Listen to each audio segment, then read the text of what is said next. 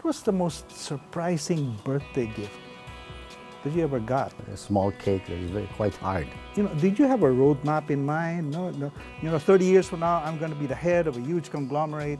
In terms of my ambition with the bank, where my dad worked, he actually discouraged me. I did not understand it, and I felt hurt. Hello, everyone. Welcome to this initial edition of our chat show. I call it On with Mon. And what better way to start this series than having our chairman and CEO, Mr. Manny Pangilinan, on this show. Before anything else, a very, very happy birthday. Thank you. Thank you so much. Yeah. Boss, they say birthdays are a good time for people, to stop, reflect, think back what happened, in the years past, and also a time to look forward. What are you? Do you look forward, or do you look backward, or back and forth? Well, I guess birthdays, for me anyway, are a time to sort of look backward, to thank the good Lord and my parents for giving me the gift of life. No? All these years, what was the most surprising birthday gift that you ever got? I mean, something that took you by surprise. You didn't expect it or something like that. During our time in Little Baguio, when the family had very humble means, I really had no birthdays to speak of. My mother did not have the means to have a big lunch or a big dinner for me. She usually would send out for something, a small cake from the Chinese corner size store. So what's available there would be a small cake that is quite hard. As hard as probably hopia, at that time, or simply nothing, maybe ice cream. I don't exactly recall, but so when my younger days, perhaps until my high school days, were totally uneventful. Even in college, I don't think I ever celebrated with the family, a big event. Even when I started to work here for the first 6 or 7 years of my working life, my recollection is that I would just go out with people from the office to have a dinner. When I worked in Hong Kong, there it was very simple as well. I mean, just here in Manila, where you guys take birthdays very seriously. Oh yes, no, of course not. We will never tolerate the non-observance of birthdays. But how has it been since here in Manila? Now you have huge birthday parties. Well, yeah, it's the folks mainly at the various companies who would host the birthdays for me. With the family, it's just lunch or dinner with them, typically. But the big events are with the corporates within the group. Well, speaking of corporates, boss, I mean, looking back, and I asked this question because I've heard young managers here in the company, discuss things like this. When you were starting out, how did you plan your career? Did you have a roadmap in mind? No. 30 years from now, I'm going to be the head of a huge conglomerate in telecoms, infrastructure, that sort of thing. Or was it, more opportunistic? You opened one door at a time, took advantage of whatever came your way. How was it?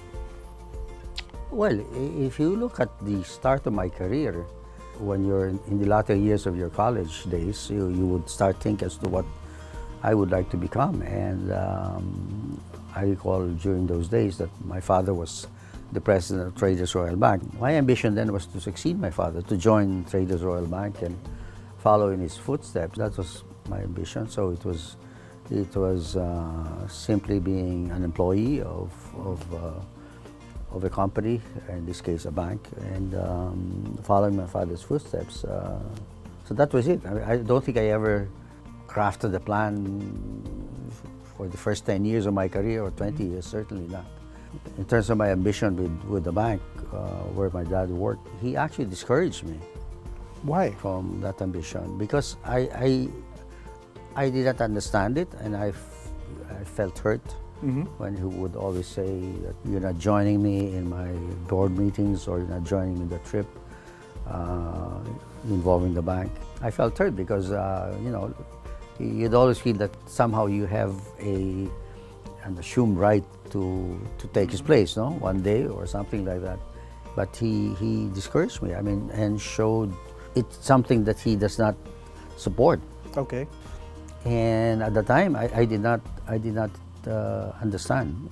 So I, you know, I But guess what as do you a think son- was his point, boss? I mean, why Well, not? in hindsight, it was the right decision for him and for me, by him, because Traders is a political bank. So when the People Power happened in 1986, it just sort of got sold. No? Okay. Imagine if I had been in the bank, right, and then Actually, I got it. you know, when after the revolution, the bank would have been sold, and where would I be, right?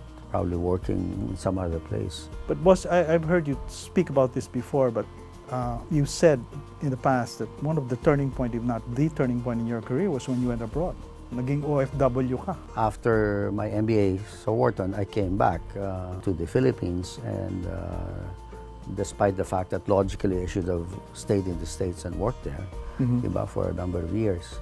So I came back because I was very young. From college, I went straight to masters. And my advice, my common advice, my usual advice to the young kids is, after college, don't get your masters right away. So don't do what you did, boss. Don't do what I did. It's a mistake. The family didn't have the funds to put me to a graduate degree in business, no, to the MBA. So when things don't work out for you, God has another plan for you. Whatever that plan is, you don't know. But that was just what I assumed.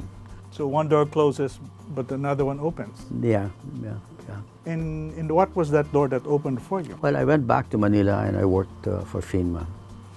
Those were years, 7 or 8 years of apprenticeship, actually, Okay.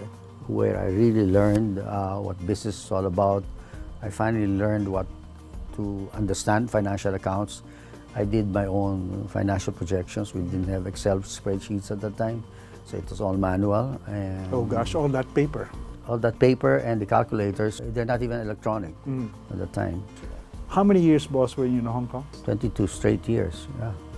That was laden with work. And Hong Kong's not a place you go to for a vacation. For vacation, no. How did you change in Hong Kong?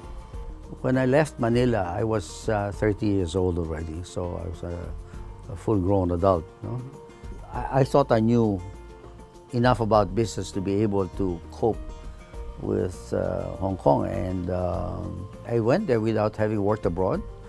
I visited Hong Kong twice in 1965 and 66. In fact, the year that I went to Wharton was 1966, because my dad brought me there to have my clothes fixed, my suits, etc., etc.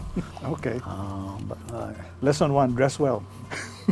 yeah, and frankly, I didn't have enough money. I was wearing my summer suits during winter because I couldn't afford a winter suit. You learn about Hong Kong because you have to work with the people of Hong Kong, and you have to work with the lawyers of Hong Kong, the accountants in Hong Kong. Hindi ka ba na culture shock? Medyo, yes. It's the environment that is very different in Hong Kong. It's a very cosmopolitan city. It is a city, particularly the central business district of Hong Kong, works to global standards. You have some of the best lawyers there, some of the best bankers, some of the best investment bankers, some of the best auditors, just some of the best professionals that work there in Hong Kong. So you are forced to adjust to their standards. And they're very good, not to be envious of them or not to brag, but simply to say, how good are you really? Okay. Diba? You cannot do that unless you look at yourselves from a global perspective. Diba? And Hong Kong was an open city, so it admitted the best professionals and the worst ones, I guess. So I had to work in that kind of environment. And so your standards got to be raised, and I learned a lot. I actually learned a lot from the professionals I worked with, because you know that they're more intelligent than you. They know the business better than you do, and your only choice was really to ride up that learning curve very quickly. You know? Okay. Because if they talk treasury, if they talk about lending, if they talk about foreign exchange, you got to understand what these things are all about. No? Those were years of learning at Bancom, And then when I worked with American Express, years of learning about investment banking. And then when I founded First Pacific in 1981, those were the initial years were working with professionals within First Pacific who were not Filipinos but Americans, principal American lawyers. And I learned how to open up, how to communicate, how to open up, how disclosures are very important, how interpersonal skills are very important as well, how to be transparent. Is the conversation more frank and yeah, direct? And yeah, yes. And you know, we would sit for lunch in one of the small conference room, and it's called the Filipino conference room actually because it's decorated with Filipino things. And just over lunch or sandwiches or fruits, the discussion was open. You can talk about anything. You can criticize anybody around the table openly, and that was the culture. Well, the time when First Pacific was born, and everybody enjoyed it. I enjoyed it a lot because it was a free and open discourse. That's why the emphasis on being transparent, being honest in terms of what you think, being, of course, honest in your financial dealings are very important traits in the First Pacific Group. I'm very grateful for the tributes. At the end of the day, I'm just an ordinary human being like you guys. What's the Aladdin song? A whole new world. And that's our show for today, and I hope you enjoyed it. I certainly did. I got to see things about MVP that you don't normally hear or see about. Okay? Thank you very much. Join us again.